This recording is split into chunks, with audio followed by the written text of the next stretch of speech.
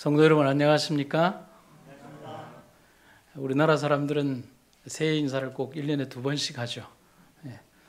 하나님의 은혜가 풍성히 임하는 한 해가 되시기를 간절히 바랍니다.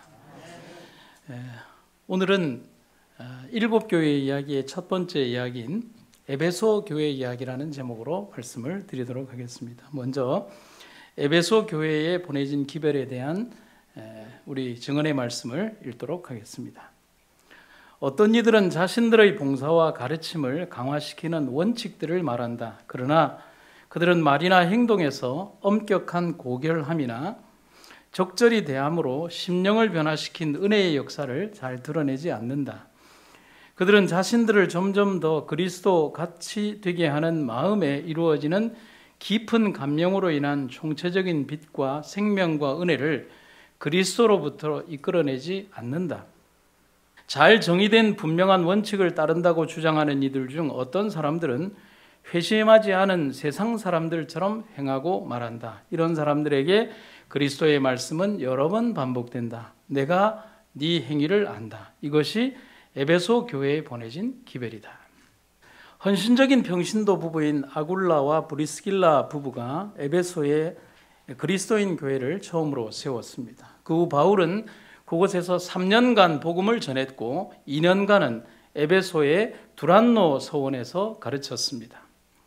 에베소는 사도 요한 당시에 아시아 최대의 도시이자 동양과 서양을 연결해주는 교통의 요충지였습니다. 뿐만 아니라 시리아와 인도와 이집트, 아라비아에 그리고 각국에서 찾아오는 상인들과 그들이 가지고 온 온갖 상품을 판매하는 세계적인 무역 도시가 바로 에베소였습니다. 지리적으로 에베소는 소아시아의 서해안 크레소스 산맥과 지중해 사이에 가이스테르 강이라고 하는 하구에 자리 잡고 있습니다. 좀 쉽게 얘기하면 무역과 교역이 발달할 수밖에 없는 지형이다 하는 사실입니다. 그리고 아시아의 중심적인 축으로서 에베소는 로마 제국에 속한 아시아의 땅 중에서 가장 큰 도시가 바로 에베소였습니다. 지금은 토대와 조각의 흔적만 조금 남은 세계 7대 불가사의 중 하나인 아데미의 신전이 있을 만큼 정치, 문화, 이교 종교의 중심지가 바로 에베소였습니다. 우리나라를 포함해서 어디나 마찬가지이지만 유명한 절이 있는 곳이나 그런 유사한 종교적 유적지나 장소에 가면 많은 조각품들과 또 그런 것들의 유를 팝니다. 그런 각종 이교 종교의 우상과 조각상은 그 지역 상인들의 가장 중요한 수입원이 되는 것입니다. 지역을 먹여 살리는 중요한 수입의 원천이 되는 것입니다. 정말 많은 사람들은 그 신들을 조각하고 세공하는 일로 먹고 살았습니다. 그러니 바울의 기별은 그들에게 생업을 위협하는 일이 될 수밖에 없었습니다. 그래서 사도행전 19장에는 바울의 커지는 영향력에 반대해서 그 지역의 세공업자들이 일으킨 큰 소동과 난동이 이렇게 기록이 되어 있습니다. 그 무렵 에베소에서는 사도들이 전한 주님의 말씀으로 인해 큰 소동이 일어났다. 아데미 여신의 모형 신전을 만드는 데메드리오라고 하는 은세공업자는 직공들에게 적잖은 돈벌이를 하게 해주는 사람이었다. 그가 직공들과 그 일에 관련된 모든 사람들을 한자리에 불러놓고 말했다. 여러분 아시다시피 우리는 이 사업으로 돈벌이가 꽤 괜찮았습니다. 그런데 여러분이 듣고 또 보시는 바와 같이 저 바울이라는 작자가 사람의 손으로 만든 것들은 결코 신일 수가 없다고 말하고 다니는 통에 우리 장사가 아주 큰 타격을 받게 되었습니다. 여기 에베소뿐만 아니라 아시아 지방의 거의 대부분이 이런 실정입니다. 이 일을 이대로 방치해 두면 우리 사업의 평판이 크게 나빠지게 될 뿐만 아니라 위대한 아데미 여신의 신전이 그 영향력을 잃게 됩니다. 아시아 지방은 물론 전 세계에 걸쳐 숭배되었던 아데미 여신의 위신이 땅에 떨어질 심각한 위기에 처해 있습니다. 여러분 바울의 영향력이 얼마나 대단한가를 알 수가 있습니다.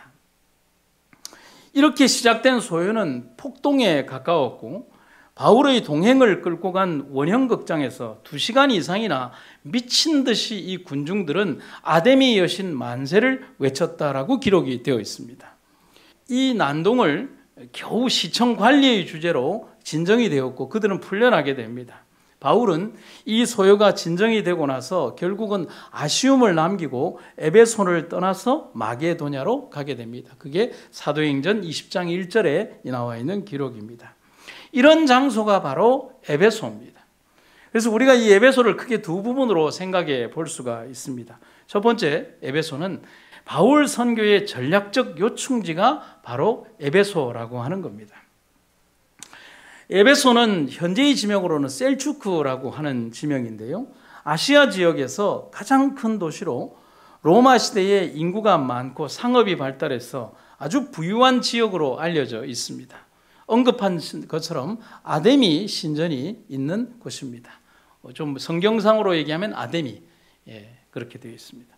역사적으로 로마 왕자 아우구스토 시대부터는 이 신전이 황제 숭배의 장소로 사용되었고 후에는 도미티안 황제가 자신을 숭배하도록 하는 신전을 이 에베소에 건축을 했습니다. 이렇듯 에베소는 로마 황제 숭배의 근거지가 되는 장소가 바로 에베소였습니다. 그리고 에베소뿐만이 아니라 에베소를 포함해서 각 도시들은 앞다투어서 신전을 유치하려고 했습니다.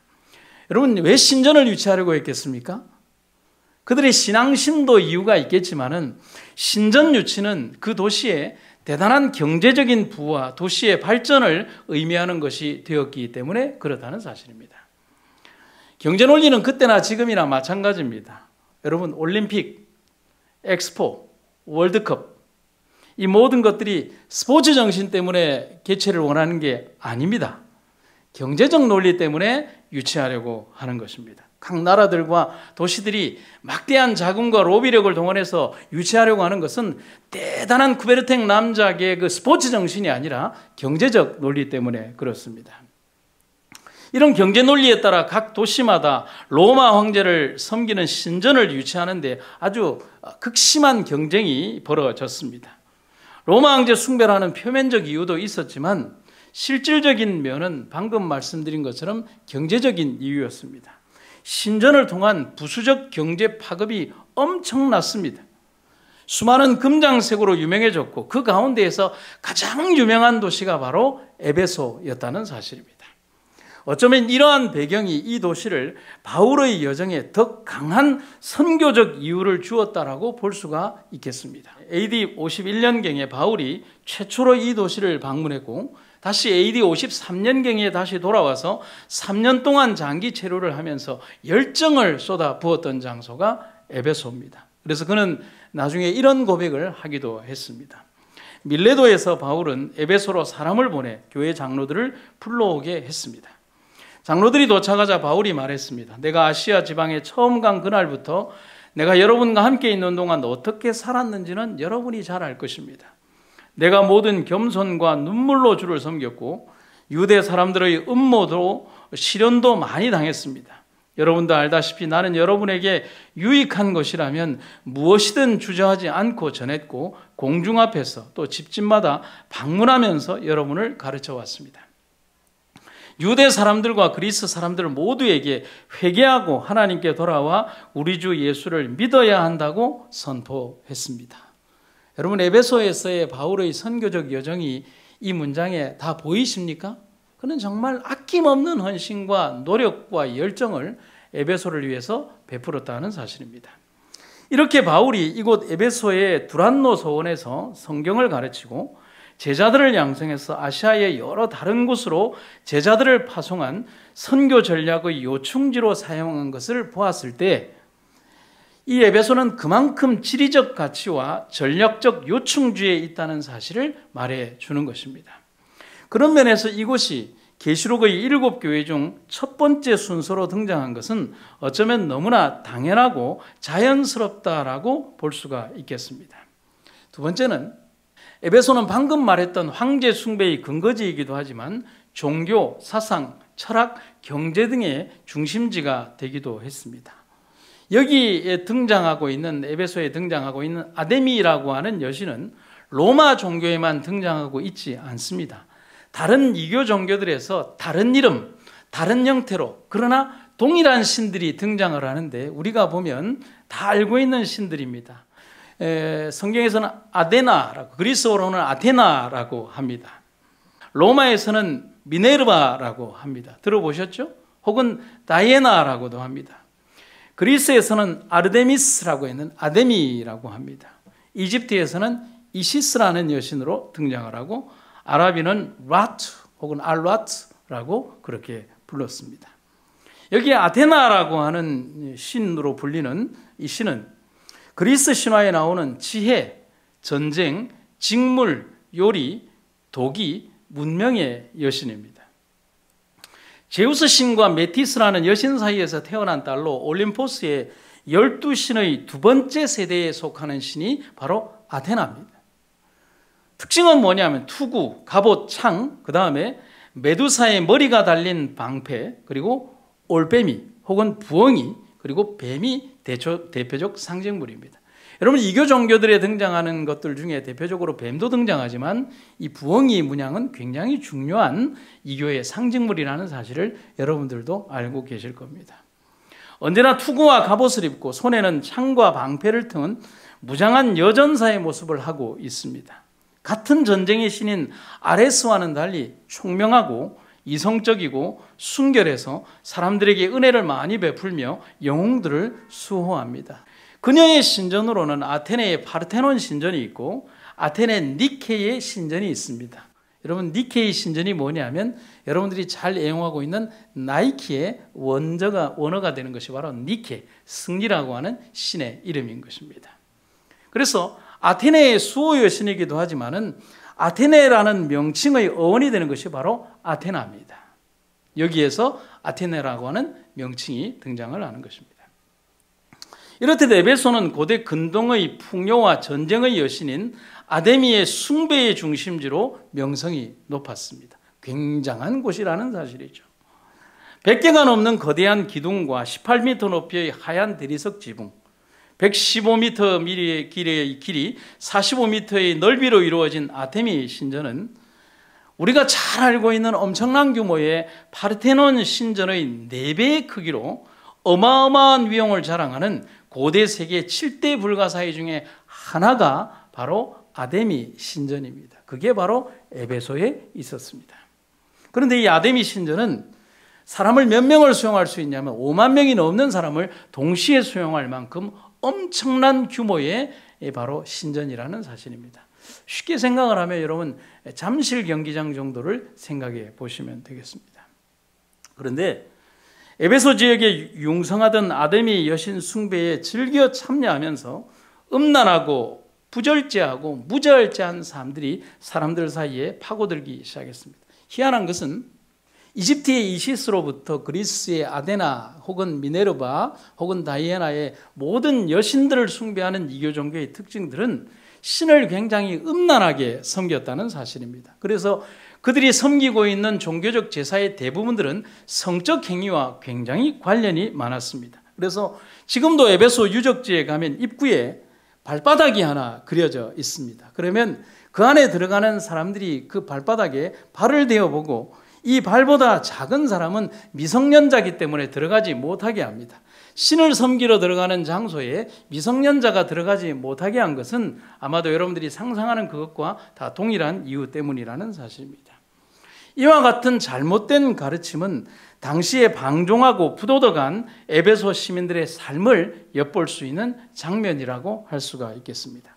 이 아데미 신전에는 항상 수많은 순례자들이 로마 각 지역에서 모여들었고, 따라서 신전 주변에는 이들을 상대로 음식을 제공하거나 숙소를 제공하거나 기념품을 파는 장사꾼들이 예배소의 중요한 상권을 형성하고 있었다는 사실입니다.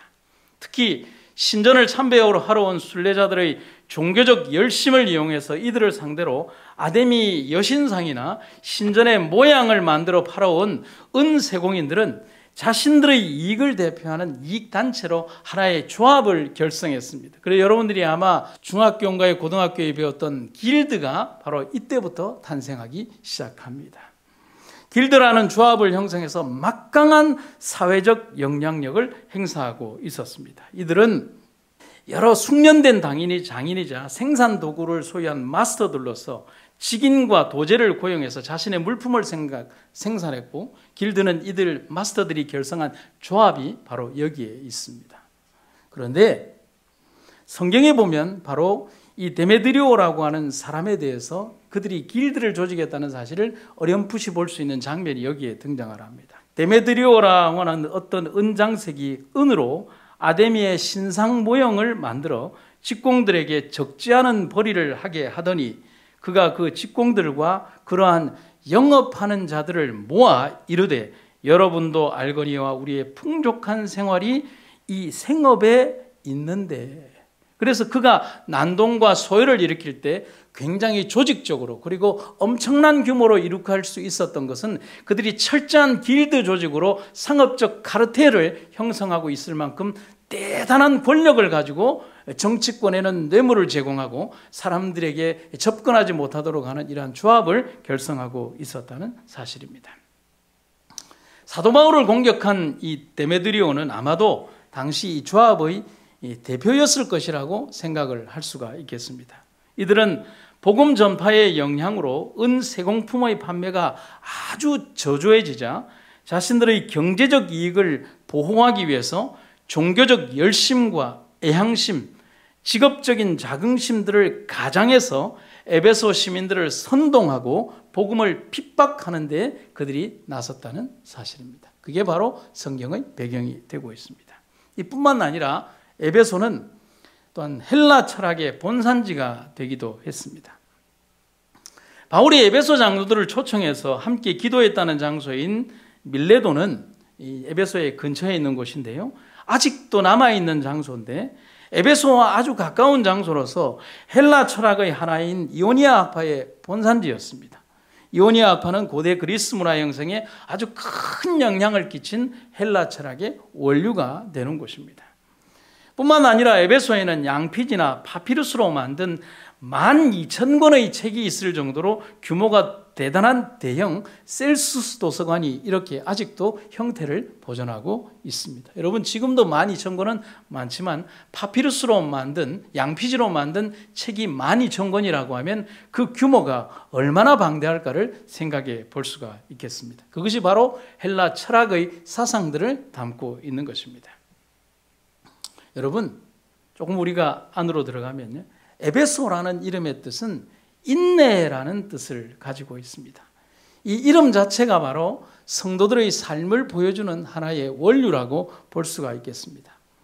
이처럼 유혹이 많고, 이처럼 이교적 사상이 지배하고, 이처럼 반대와 어려움이 많은 이 땅 아래에서 황제 숭배와 이교 숭배가 범람한 지역에서 성도들의 삶에 있어서 인내는 정말 중요한 신앙적 품성이 아닐 수 없다는 사실입니다.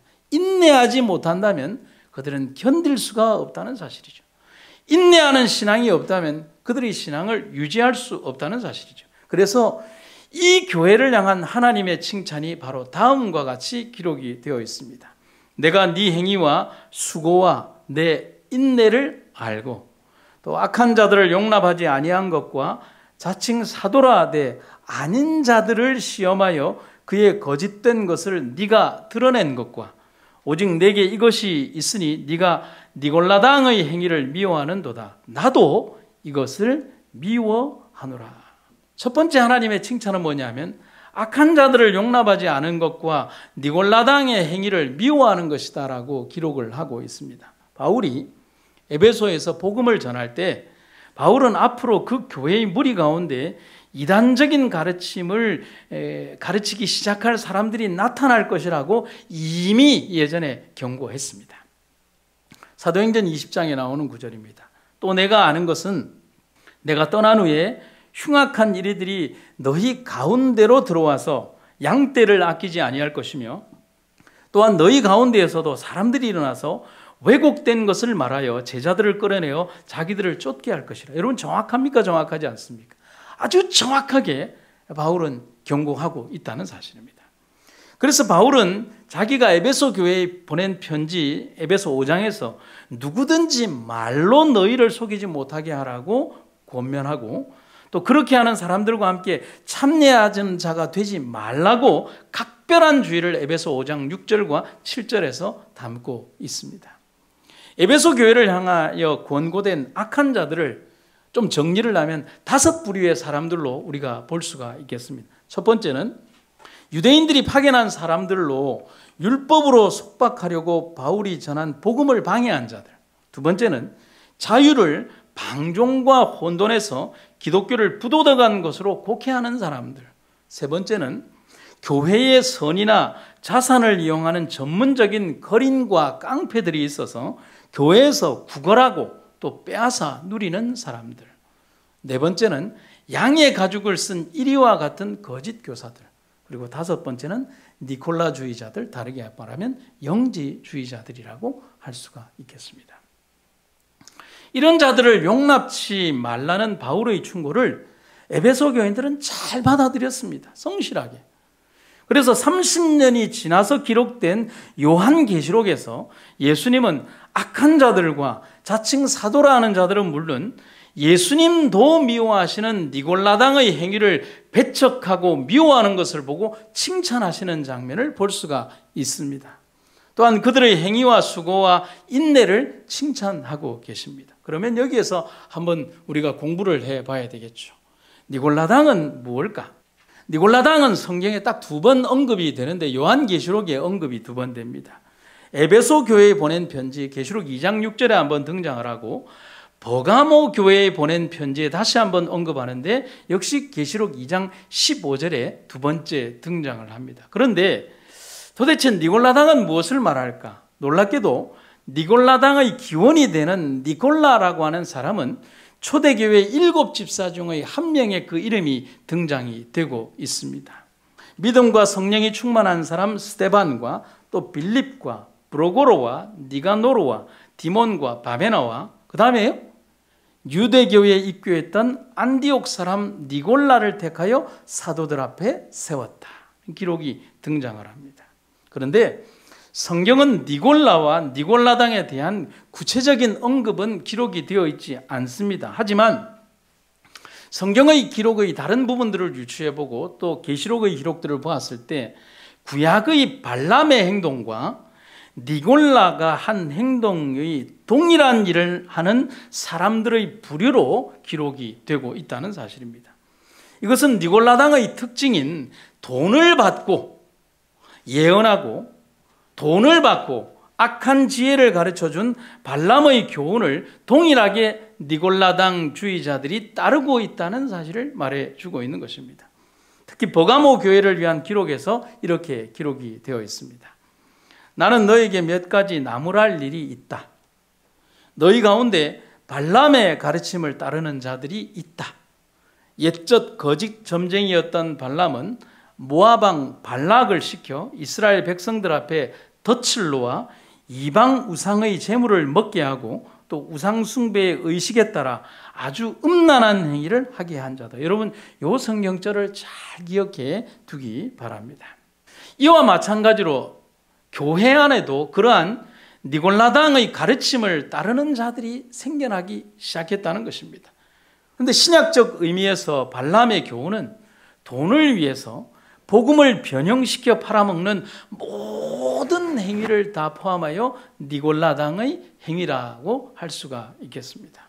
곧 과거에 발람이 거짓된 교훈으로 이스라엘로 하나님 앞에 범죄하게 했던 것처럼 초대교회 공동체 안에 그와 같은 가르침이 있었다라고 기록을 해주고 있습니다. 이렇듯 이교적 배경하에서 그들의 교리는 더욱 이상한 방향으로 발전이 되기 시작을 하는데 2세기 교부인 이레니우스의 증언에 의하면 니골라당 사람들에 대한 조금 충격적인 내용들이 이렇게 기록이 되어 있습니다. 니골라당 사람들은 스스로 그리스도인이라 하면서도 간음을 행하는 것이나 우상의 제물을 먹는 것을 개의치 않았다. 어떤 사람들이면서도요? 그리스도인이라 하면서도. 그리고 또한 그 당시 니골라당 사람들은 예수를 믿기 때문에 십계명의 일부를 지키지 않아도 된다고 생각하는 그리스도인들이라고 기록을 하고 있습니다. 여러분, 오늘날 현대 교회의 모습 혹은 오늘날 현대의 그런 내용을 주장하는 많은 사람들과 별반 다르지 않음에 놀라지 않을 수가 없다는 것입니다. 실제적으로 얘기를 하면 니고달랑의 교훈을 따르는 사람들은 그때에도 있었고 중세에도 있었으며 지금도 영지주의 원칙에 의해서 육체는 한없이 악하고 영은 한없이 선하기 때문에 영만 선하다면 육체가 아무리 간음을 행하고 성적 부도덕한 일을 행하고 악행을 행한다 하더라도 우리는 천국에 갈 수 있다라고 가르치는 영지주의 학파들의 사상이 그대로 이 안에 들어와서 사랑만 강조하고 공의와 율법은 지키지 않아도 된다라고 하는 그런 사상으로 사람들이 이 교회를 물들이고 있다는 사실입니다. 증언의 기록은 더욱더 현대적이며 영적 적용을 더 명확하게 해주고 있습니다. 니골라당의 죄에 대해서 화인 여사의 주석은요, 하나님의 은혜를 무엇으로 바꾸는 것이? 음란으로 바꾸는 것이 니골라당의 죄다. 하지만 요한의 다른 기록을 본다면 우리는 분명한 하나님의 기별과 뜻을 알 수가 있습니다. 하나님을 안다고 말하면서 하나님의 계명을 지키지 않는 사람은 거짓말쟁이며 진리가 그 사람 안에 있지 않습니다. 아멘입니까? 아멘입니다. 사도는 분명히 정의하기를 계명을 우습게 여기는 사람들을 거짓말장이라고 강력하게 말을 하고 있습니다. 그래서 예수님도 니골라당의 가르침에 대해서 딱 한마디 하십니다. 뭐라고요? 나도 그것을 뭐한다? 미워한다. 이러한 강력한 경고와 칭찬은 오늘날 우리에게 시사하는 바가 굉장히 큽니다. 한번 볼까요? 그리스도의 복음이 하나님의 율법을 무효화시키지 않는다는 가르침이 지금 광범위하게 가르쳐져야 한다. 다시 한번 읽겠습니다. 그리스도의 복음이 하나님의 율법을 무효화시키지 않는다는 가르침이 지금 광범위하게 가르쳐져야 한다. 율법을 무효화시킨다는 말은 믿음으로 우리는 말씀을 행하는 자가 될 필요성으로부터 해방된다는 것이다. 이것이 바로 그리스도께서 아껴보지 않으시고 책망하신 니골라당의 교훈이다. 여러분, 얼마나 많은 현대의 그리스도인들과 또 재림교의 기별을 곡해하고 해석하며 잘못된 길로 간 많은 부류의 사람들이 이런 형태의 잘못된 그리스도의 복음을 적용하고 있다는 사실입니다. 이처럼 에베소 교회와 성도들은 자신들을 둘러싼 이런 영적인 위험의 요소들을 잘 극복하고 어렵고 힘든 환경 가운데에서도 그래도 빛을 쫓으며 잘 살아온 것입니다. 그게 하나님께서 칭찬하신 첫 번째 이유라고 하는 사실입니다. 또 다른 칭찬은 그들의 행위와 수고와 인내를 하나님께서 안다고 칭찬하셨습니다. 에베소 교회는 진리에 대한 사랑의 수고가 있는 교회였습니다. 소망의 인내가 있는 교회였습니다. 악한 자를 용납치 아니하는 순결이 있는 교회가 바로 에베소 교회였습니다. 그럼 여기에서 단어를 조금 공부해 보도록 하겠습니다. 여기에서 말하는 수고의 의미는 무엇인가? 성경 요한계시록에 언급된 수고는 문자적으로 단순히 육체적인 피곤을 의미하는 것이 아닙니다. 원어적인 뜻은 피를 흘릴 정도로 심각한 고통을 얘기할 때에 수고라는 말을 합니다. 그런데 그 고통은 뭐에 기초한 것이라고요? 사랑에 기초하고 사랑에 근거하고 있는 고통이라는 사실입니다. 믿음은 역사하고 사랑은 수고하는 것입니다. 그리고 인내가 있습니다. 인내 혹은 참다의 헬라어 휘포모네는 두 단어의 합성어인데 휘포, 아래라는 단어와 메노, 머무른다의 합성어로서 배 밑창에서 노를 짓는 노예의 신분을 말할 때 휘포네라고 하는 단어를 씁니다. 이것은 뭐냐면 극심한 고통과 아픔을 견뎌야 하는 상태를 얘기할 때 인내, 휘포모네라고 하는 단어를 씁니다. 곧 인내는 하나님의 말씀과 예수 그리스도에 대한 증거로 철회된 현실적인 수고, 곧 핍박에 대한 그리스도인들의 신앙적인 태도와 관련이 있다는 사실입니다. 이 인내는 수고와 다시 연결되고 다시 소망과 결부가 됩니다. 데살로니가 교회의 모범의 3대 요소는 믿음의 역사와 사랑의 수고와 소망의 인내라고 기록을 하고 있습니다. 너희 믿음의 역사와 사랑의 수고와 우리 주 예수 그리스도에 대한 소망의 인내를 우리 주 하나님 아버지 앞에서 끊임없이 기억한다. 그래서 인내, 곧 휘포모네란 고난, 환난, 손실을 용기를 갖고 대항을 해서 그것을 은혜와 영광으로 바꾸는 것을 말하는 것입니다. No cross, no crown. 십자가 없이는 영광도 없는 것입니다.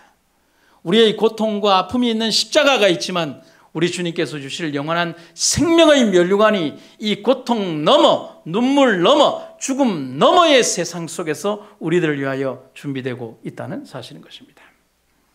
그리고 예수님께서 하신 또 다른 칭찬은 견디고 게으르지 않는다는 것입니다. 여기에서 말하는 견디다의 헬라어 바스타조는 수용하고 용납한다는 뜻입니다. 다르게 얘기하면 내가 받아들인다는 뜻입니다.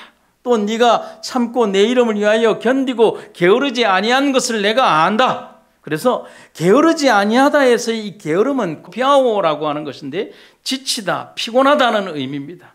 그래서 게으르지 않다는 말의 의미는 어려움과 고난 속에서도 지치고 피곤하지 않은 상태를 말하는 것입니다. 곧 이 모든 칭찬은 에베소 교회가 가지고 있는 신앙의 정절을 나타낸다고 할 수가 있겠습니다. 당시 교회는 언급한 것처럼 황제 숭배 강요 때문에 심한 박해 가운데 있었고 그리스도의 성육신을 부인하는 이단들의 내적 도전들이 많았지만 에베소 교회는 그리스도의 이름을 붙잡고 이름을 위하여 박해받지만 복음에 확고히 서서 그리스도에 대한 자신들의 신앙을 굳게 지켰다는 사실입니다. 하나님은 바로 그들의 신앙적 상태를 칭찬하고 있으신 것입니다. 오늘의 우리들이 배워야 하는 자세임을 여러분과 제가 잊지 마시기를 간절히 바랍니다. 하지만 칭찬이 있는 반면에 에베소 교회를 향한 책망도 있었습니다. 성경을 한번 볼까요? 그러나 너를 책망할 것이 있나니 너의 처음 사랑을 버렸느니라. 그러므로 어디서 떨어진 것을 생각하고 회개하여 처음 행위를 가지라. 만일 그러지 아니하고 회개치 아니하면 내가 너에게 임하여 내 촛대를 그 자리에서 옮겨 버리리라 했습니다. 하나님께서 말씀하신 책망의 첫 번째 이유는 처음 사랑을 잃어버렸다라고 하는 구절입니다. 에베소 교회의 영적 상태를 나타내주는 증언의 기별을 먼저 한번 읽어보도록 하겠습니다. 초창기에 에베소 교회의 경험은 어린아이 같은 단순함과 열성을 드러내고 있었다. 그리스도를 위한 살아있고 열렬하며 가슴 깊은 사랑이 표현되었다. 그리스도께서 그들의 마음속에 지속적으로 임재하셨기 때문에 그들은 하나님의 사랑 안에서 기뻐하였다. 하나님께 대한 찬양이 입술을 떠나지 않았으며 그들의 감사의 태도는 하늘 가족의 감사와 일치하였다. 이게 에베소 교회의 초기 상태의 모습이었습니다. 하지만 그들의 처음 사랑을 저버린 것에 대해서 기별은 다음과 같이 그 이유와 결과를 설명해 주고 있습니다. 그러나 얼마 후에 신자들의 열성과 하나님과 이웃에 대한 사랑이 시들기 시작했다. 냉담함이 교회로 잠입하였다. 차별이 생기고 많은 이들이 그들의 믿음의 주요 온전케 하시는 이인 예수를 바라보기를 그쳤다. 진리를 충실히 실천함을 보고 깨닫고 회개할 많은 이들이 경고를 받지 못한 채 그대로 있다. 참된 증인에 의하여 에베소 교회에 이 기별이 전해진 것은 이때였다. 영혼 구원에 대한 무관심은 그들이 첫사랑을 버렸다는 것을 보여주었다. 이는 그리스도께서 위하여 죽으신 사람들을 사랑하지 않고서는 아무도 하나님을 온 마음과 정신과 영혼과 힘을 다하여 사랑할 수 없기 때문이다. 하나님께서는 그들이 회개하고 첫 행위를 행하도록 호소하셨다. 여러분, 바울을 통하여 에베소 교회에 주어졌던 기별은 그의 편지에서 너무도 정확하게 드러납니다. 에베소 5장 2절에 그리스도께서 너희를 사랑하신 것 같이 너희도 사랑 가운데에서 행하라는 것입니다. 그러나 에베소 교회 성도들은 그렇게 하지 못했다는 사실입니다. 맥스웰의 요한계시록에 보면 이렇게 기록이 되어 있습니다. 예수님은 이 같은 사랑의 상실을 제일 큰 죄로 간주하였다. 여러분, 부족한 죄나 조금 덜 형성된 어떤 부족함이라고 보지 않고 이 신학자는 우리에게 뭐라고 얘기를 하냐면 이 같은 사랑의 상실을 제일 큰 죄로 간주했다는 사실입니다. 성경은 여전히 오늘의 그리스도인들에게 처음 사랑의 회복을 위한 아주 명쾌한 답변을 이렇게 제시해 주고 있습니다. 너희가 서로 사랑하면 이로써 모든 사람이 너희가 내 제자인 줄 알리라. 마태복음 5장 16절, 이같이 너희 빛이 사람 앞에 비추게 하여 그들로 너희 착한 행실을 보고 하늘에 계신 너희 아버지께 영광을 돌리게 하라. 아까 읽었던 맥스웰의 요한계시록에 나오는 구절을 한번 연이어서 읽어드리도록 하겠습니다. 불우한 사람들은 그들이 그리스도인들로부터 실제적인 도움을 받을 때 교회를 세상의 빛으로 생각하며 하나님께 영광을 돌린다.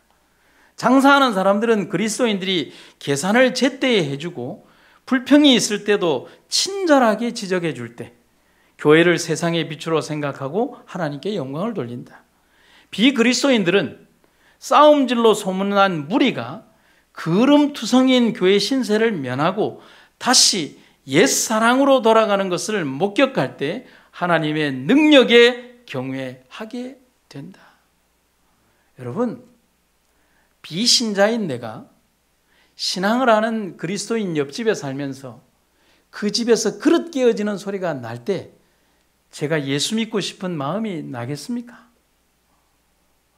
비신자인 내가 교회를 옆에 두고 성도인 그들의 삶 속에서 행복하고 좋아 보이는 모습들이 아니라 주차장과 그들이 진열되어 있는 차들과 이웃들을 대하는 모습에서 하나도 긍휼함이 없는 모습 속에서 과연 그들이 하나님의 경외심을 발견할 수 있겠습니까? 맥스웰 목사님은 우리에게 그것을 지적하고 있다는 사실인 것입니다. 그래서 예수님 우리에게 다시 기억하라고 말씀을 하고 있습니다. 네가 어디서 떨어졌는지를 기억하고 회개하라고 말씀을 하십니다. 여러분, 여기에서 기억하라는 말은 뜻은 마음에 불러일으키다는 뜻으로서 계속해서 염두에 두라는 의미를 가지고 있습니다. 그냥 한 번만 생각하는 것이 아니라 계속적으로 지속적으로 잊어버리지 말고 끊임없이 마음속에 두고 기억하고 행동하라는 것입니다. 그리고 회개하라는 말은 태도와 행위를 즉각 바꾸라. 나중에 혹은 다음에, 이 다음에라고 아니라 지금 즉시 깨닫는 순간 바꾸라는 의미를 말하고 있다는 사실입니다.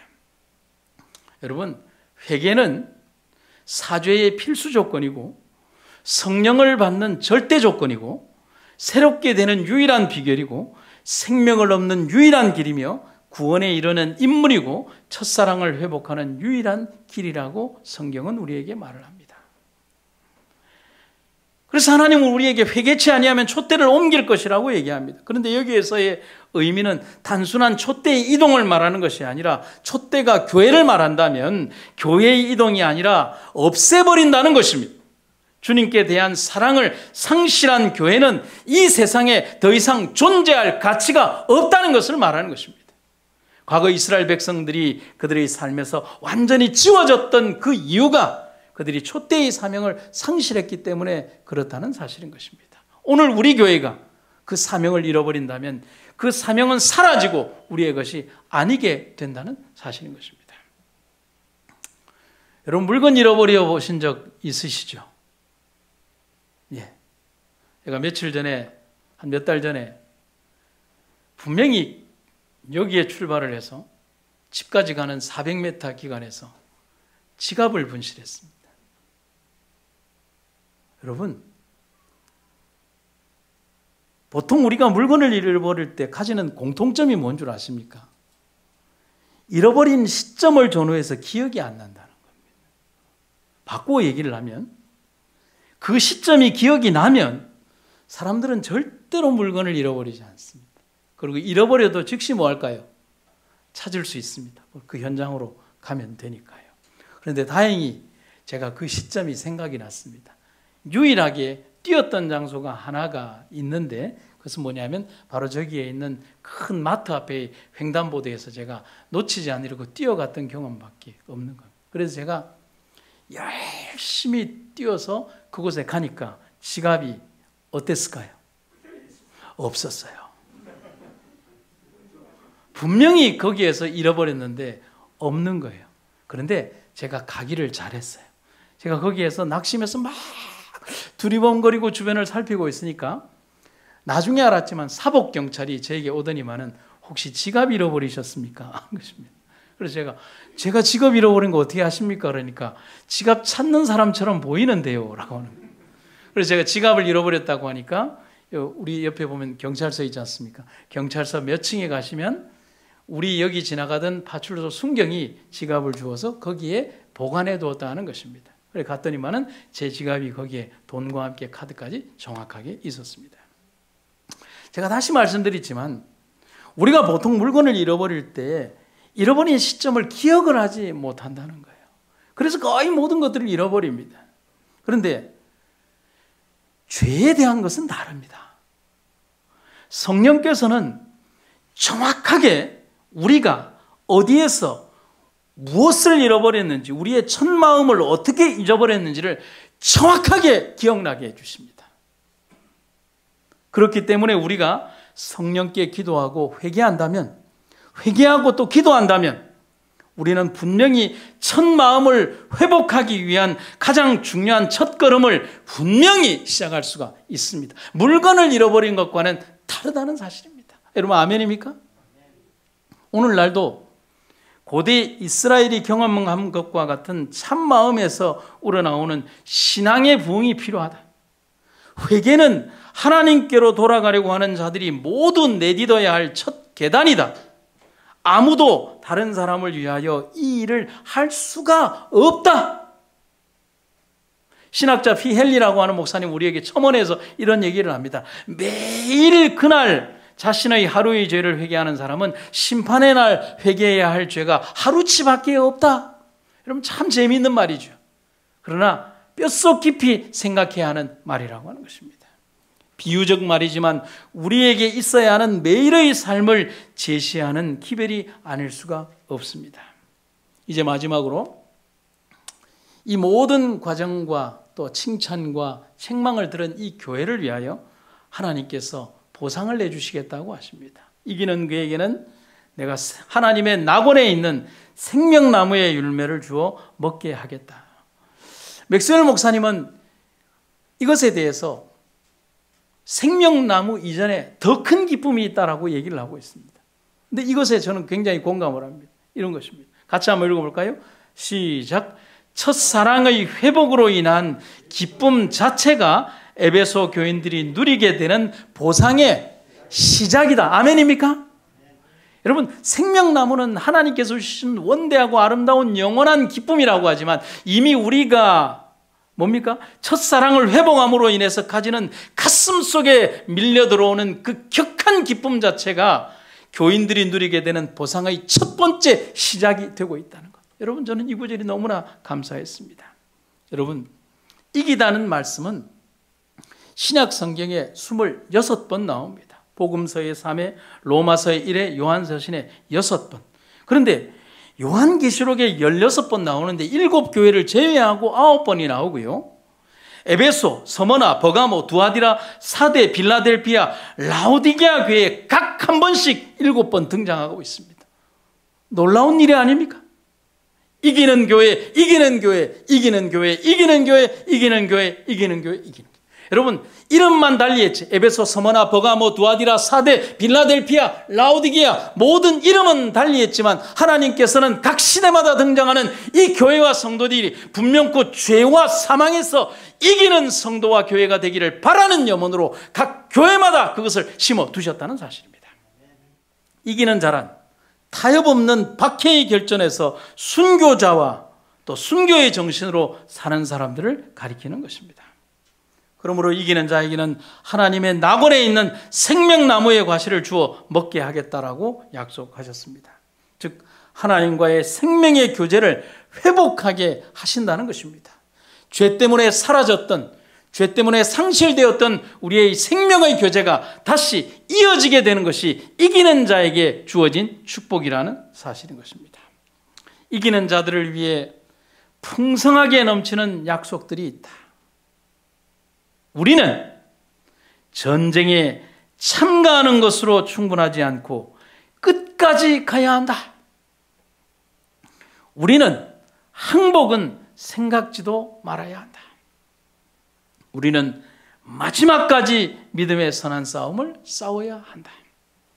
이기는 자에게는 의기양양한 승리가 기다리고 있다.